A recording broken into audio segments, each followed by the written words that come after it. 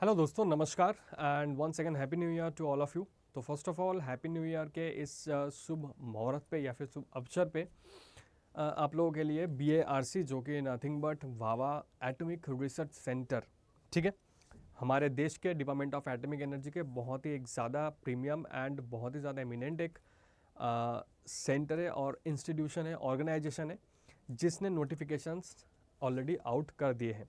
तो that means आपके पास और एक सुनहरा मौका है जहाँ पे आप एज अ साइंटिस्ट ज्वाइन कर सकते हो। और उसके लिए मैं थोड़ा सा डिटेल्स में यहाँ पे बातचीत करने जा रहा हूँ कि ये जो BARC का नोटिफिकेशन है, इसमें क्या क्या चीज़ें हमें ध्यान रखना पड़ेगा और क्या क्या क्राइटेरिया रहेगा, कितना हमारे सैलरी होने वाला है, कितने दिनों के लिए हमारे ट्रेनिंग पीरियड रहेगा, ट्रेनिंग पीरियड में कहाँ कहाँ हमारे पोस्टिंग हो सकता है और उसके बाद हमारे पास कहाँ कहाँ मौका मिल सकता है जाने का और कौन से सिटी में, कौन से शहर में हमें रहने का मौका मिलेगा, सब कुछ यहाँ पे डिटेल्स में थोड़ा सा बातचीत करने जा रहा हूँ।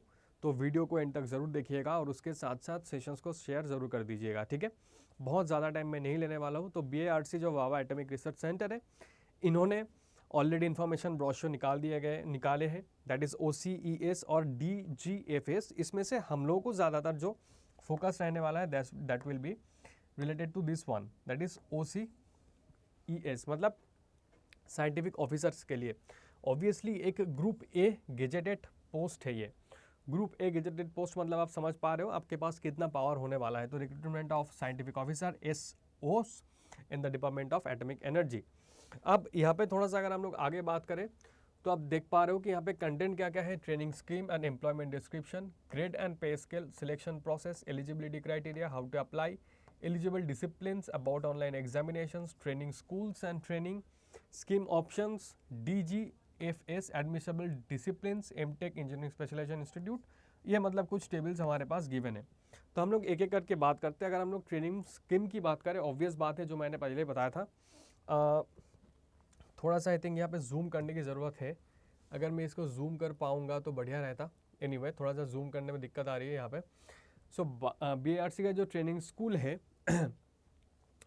That is 2 training programme. एक हमारे OCGS रहेगा, सॉरी, एक हमारा OCES रहेगा, एक हमारे DGFS रहेगा, ठीक है।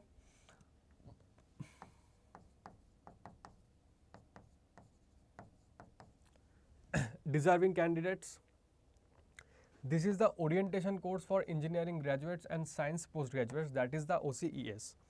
और हमें ये जो department of atomic energy graduate fellowship scheme for engineering graduates, इसकी हमें ज़रूरत नहीं है। वैसे अगर कोई भी इंजीनियरिंग के स्टूडेंट्स देख रहे हो तो डेफिनेटली आपके लिए ये ज़्यादा एप्लीकेबल हो जाएगा। अगर हम लोग जनरल साइंस के स्टूडेंट्स की बात करें as well as engineering graduates की बात करें तो BARC में हम लोग ज़्यादातर फोकस करेंगे इसमें, OCS में। Successful completions of the training schemes guarantees employment as scientific officer C in one of the DA units or Atomic Energy Regulatory Board with attractive career progressions opportunities up to the highest echelons, ठीक है। So dear steps to answer, ये सब चीज़ें given है यहाँ पे।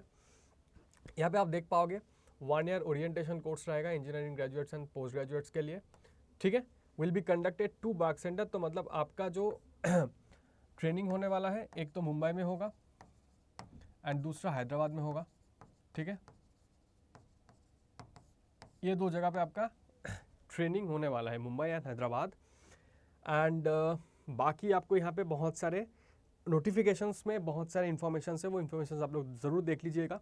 इसमें मैं क्या क्या बता देता हूँ, देखो, provides the list of training discipline and so on disciplines and their corresponding eligible training scheme at each of the training schools. A trainee scientific officer, that is TSO, who scores minimum of 35% in individual subject and minimum 50% aggregate marks on overall basis on completion of the training program is declared to have passed the course successfully. Successful TSOs will be posted scientific officer C in one of the following DA units.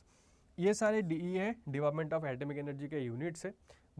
BARC Mumbai, IGCAR Kalpakkam, then Indore में है RRCAT, VECC Kolkata, heavy water board Mumbai Hyderabad, then Mumbai Kalpakkam, Jaduguda and Hyderabad Mumbai. So Mumbai में सबसे ज़्यादा इनके centres है, उसके अलावा इंदौर में देख सकते हो, कलपक्कम में देख सकते हो, हैदराबाद में देख सकते हो और कोलकाता में थोड़ा बहुत है।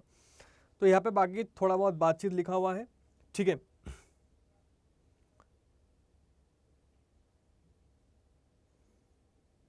ओके, तो ये आप देख लीजिएगा।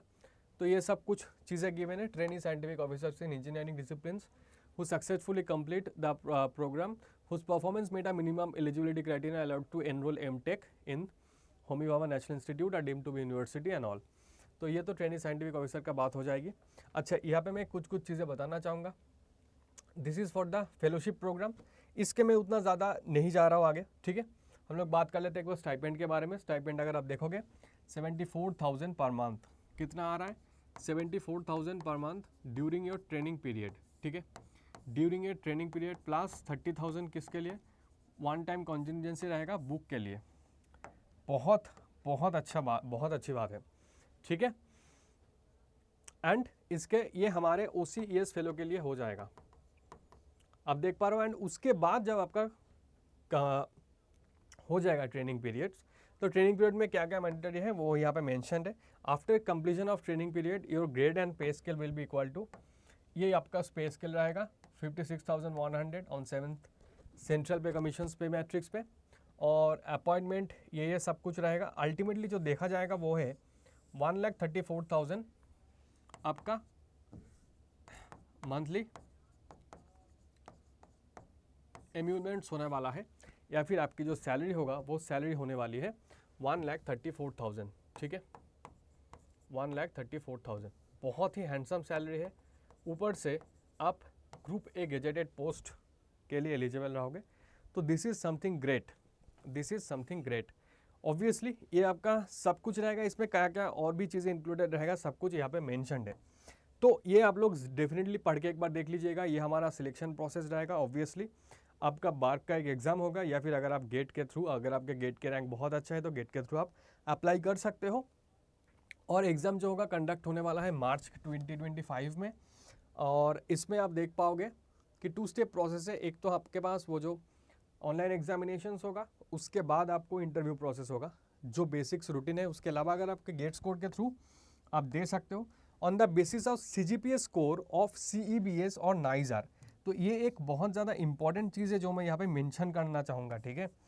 यहाँ पे आप देख पा रहे हो, एक तो on the basis of online examinations, main चीज़ ये हो जाएगा कि CGPA स्कोर ऑफ CEBS और नाइजर, मतलब स्टूडेंट और ग्रेजुएटेड और graduating with the masters degree in physics, chemistry and biosciences for the University of from the University of Mumbai, Department of Atomic Energy Center for Excellence in Basic Sciences CBS and National Institute of Science Education and Research NISER Bhubaneswar in the academic year 2023-2024 या फिर 2024-2025 and whose cumulative great performance average मतलब CGPA is greater than or equal to 7.5 on a scale of 10 will directly be screened into the selection interview stage.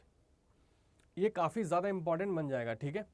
So provided they will meet all other eligibility requirements of this and it is to be noted that the options of being screened in the basis of CGPA can be exercised only once. One who had already been screened in previous year through this channel or options will not be considered. मतलब जो पिछले साल को जिसको screening कर चुके हैं किया गया था, वो इस साल के लिए एलिजिबल नहीं होने वाला है। तो ऑब्वियसली दिस इज़ इम्पॉर्टेंट। जितने भी सारे नाइजर्स वाले स्टूडेंट्स हैं, आप लोग ज़रूर इसको एक बार ध्यान से देखिएगा, ठीक है। एंड बाकी जो भी चीज़ें हैं अब यहाँ पे थोड़ा बहुत पढ़ लीजिएगा। गेट स्कोर एंड ऑल सब कुछ यहाँ पे डिटेल्स में गिवन है। सिलेक्शन इंटरव्यूज़ कब होने वाला है, देखो probable period of selection interviews during May to June। Shortlisted candidate will able to choose interview slot based on availability in April 2025 में आपको इंटरव्यू स्लॉट चूज़ करना पड़ेगा। एंड May एंड June में आपका इंटरव्यू होने वाला है। Alert will be email as well as SMS will be sent to all the candidates who have been shortlisted for selection interview on the registered email address and mobile number as well as announced on this website. And उसके साथ साथ last week of जून में आपका result मिल जाएगा आपको, ठीक है। Then आपका देखा गया है कि candidate selected for OCGS who have obtained admissions for applicable selected DGS institute who wish to be considered for DGS must be provided details of the intake admissions. Okay, ये DCGS के लिए हो जाएगा, DGFS के लिए हो जाएगा। तो ये रहेगा आपका ओवरऑल सिनेरियो। अब एलिजिबिलिटी क्राइटेरिया क्या क्या होगा, एक तो qualifying degree and other academic requirements, ये है कि whose qualifying degree name includes the code degree name. तो ये सब लिखा हुआ है for engineering and BTech, BSc, BSc engineering applicants who have mentioned educational criteria तो मतलब गेट स्कोर के थ्रू आप जा सकते हो। तो ये चीज़ देख लीजिएगा, मतलब आपके पास बीटेक होना चाहिए या फिर एमएससी डिग्री होना चाहिए। और अगर हम लोग फिजिक्स डिसिप्लिन, ये हो जाएगा chemistry discipline MSc, integrated MSc chemistry with physics up to BSc और up to subsidiary and on ancillary level in case of 5th year integrated MSc and mathematics at standard 12 और at BSc और at subsidiary. मतलब physics and math आपके लिए mandatory है, मतलब होना चाहिए, ठीक है, कि आपके जो भी बीएससी था उस टाइम पे था, एज वेल एज आपका 12th स्टैंडर्ड में था। ये भी अगर आप इंटीग्रेटेड एमएससी कोर्स किए होंगे उसमें आपको आपने मैथ्स एंड फिजिक्स पढ़े होंगे, ठीक है। बाकी all candidates other than those applying with a 5 year integrated MSc must have additional या 60% एग्रीगेट मार्क्स और minimum of 6 point CGPA in BSc. मतलब बीएससी में आपको 60% होना जरूरी है, नहीं है तो मुश्किल है। Who meets above mention educational criteria opting to be considered on the basis of a GATE score should have GATE 2023, 2024 and GATE 2025 score in chemistry GATE paper. So MSc or integrated MSc in nanoscience, nanotechnology chemistry, industrial chemistry, applied chemistry, textile chemistry, environmental chemistry, petroleum, nanoscience, nanotechnology, pharmaceutical chemistry, chemical science and technology, applied natural science, chemistry specialization in applied chemistry, MSc in pharmaceutical chemistry, M.Pharm in pharmaceutical analysis etc are not eligible। तो मतलब simple chemistry को छोड़ के अगर कोई भी chemistry ऐसे हो जो nano science, industrial, applied, textile, environmental, petroleum, nano science, nano technology, pharmaceutical chemistry से किए होंगे तो आप लोग पार्क में एलिजिबल नहीं रहोगे, ठीक है। बायोसाइंसेज डिसिप्लिन के लिए भी वही सारे क्राइटेरिया यहाँ पे गिवन है, आप आराम से देख सकते हो, ठीक है। और मैं इसके साथ साथ और एक छोटा सा चीज़ मैं बताना चाहूँगा, दैट इज़ एप्लीकेशंस फ़ी। ये हमारा एप्लीकेशंस फ़ी रहेगा जनरल के लिए ₹500, उसके अलावा बाकी जो भी वुमेन है as well as ST candidates उनके लिए फी एग्जामिनेट रहेगा, ठीक है।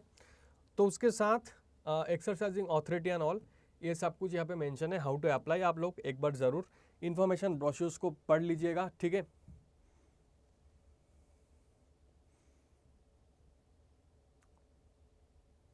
ठीक है, यहाँ पे तो हम लोगों ने देख लिया जनरल इंस्ट्रक्शंस। ये तो qualifying degree physics chemistry discipline के लिए क्वालिफाइंग डिग्री ये होना चाहिए। एमएससी और integrated MSc in chemistry, physical chemistry, organic chemistry, inorganic and analytical chemistry are only eligible, ठीक है। उसके साथ साथ ऑल अबाउट एग्जामिनेशंस यही है कि 100 क्वेश्चंस रहेगा, 120 मिनट्स आपको दिया जाएगा और हर एक क्वेश्चन का करेक्ट आंसर के लिए मार्क हो जाएगा 3 मार्क्स एंड अगर इनकरेक्ट होता है तो -1 आ जाएगा। No marks awarded for questions not attempted while answering a questions can be allowed to choose more than 1 options. मतलब सारे ही MCQ ऑप्शंस होने वाला है, ठीक है। All are the MCQs। syllabus, obviously the syllabus for online exam is specific to the science discipline which a candidate selected. The questions are intended to assess the basic understanding of the subject in the area of science and engineering exam discipline selected by the candidate. Emphasis would be on the knowledge and problem solving ability rather than on the memory of the candidate. General English, general knowledge, aptitude etc are not assessed, ठीक है। और ये सब हमारा general instructions रहेंगे जो आप देख लीजिएगा आराम से। उसके साथ साथ ट्रेनिंग स्कूल ये तो मैंने ऑलरेडी बता चुके हैं। इसके अलावा ये सब हमारे एडमिशन्स ये हमारे लिए इम्पोर्टेंट उतना नहीं रहेगा। हमारे लिए जो इम्पोर्टेंट रहेगा that will be okay important dates. Yes, this is where you have to just focus. 1 जनवरी को आया है commencement of online application process. आज से मतलब 2 जन से स्टार्ट हो चुके हैं और ये कब तक चलेगा? 26 जनवरी तक चलेगा, ठीक है जी। इवन ओके 26 जनवरी तक चलेगा। Correction window for online applications 7 Feb से 14 फेब तक चलेगा, ठीक है। Allocations of online exam venue for the candidates who are eligible for online examinations is this 15 फरवरी से 22 फरवरी तक पता चलेगा। डाउनलोड ऑफ एडमिट कार्ड 25 फरवरी ऑनवर्ड्स। ऑनलाइन एग्जामिनेशंस होने वाला है आपको 8 और 9 मार्च को, ठीक है। गेट स्कोर आप कब अपलोड कर सकते हो? 17 मार्च एंड से 24 मार्च तक। Display of list of candidates shortlisted first week of April. Availability of the slot ये और सिलेक्शन इंटरव्यूज 19 मई से 13 जून।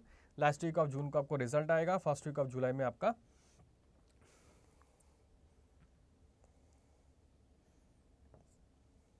ओके, सो 1 अगस्त से आपका स्टार्ट होने जा रहा है, तो मतलब इसी साल स्टार्ट हुआ है, इसी साल के अगस्त तक आपके पास एम्प्लॉयमेंट आ जाएगा। बहुत बढ़िया, आउटस्टैंडिंग। आप ऑब्वियसली इसके लिए अच्छे से प्रिपेयर करते रहिए, ठीक है। ये सब list of CBT online examinations हो जाएगा। तो ये ओवरऑल मोटा मोटा एक ब्रोश्योर था, थोड़ा सा लंबा हो गया है मुझे पता है, लेकिन इसमें काफ़ी सारी इंपॉर्टेंट चीज़ें जो मैं बताना था वो मैंने बता चुका हूँ। तो आप लोग जाइए धीरे से इसको फॉर्म फिलअप करना स्टार्ट करिए, बहुत ज़्यादा इंपॉर्टेंट है अगर आप लोग सच में साइंटिफिक ऑफिसर बनना चाहते हो और आपका थोड़ा बहुत सपना है बाग जैसे इंस्टीट्यूट में ग्रुप ए के पोस्ट में आपको काम करना है, तो definitely this is the right time to start. तो चलिए फिर मिलते हैं नेक्स्ट वीडियो में। Till then thank you, take care, bye bye and have a great day.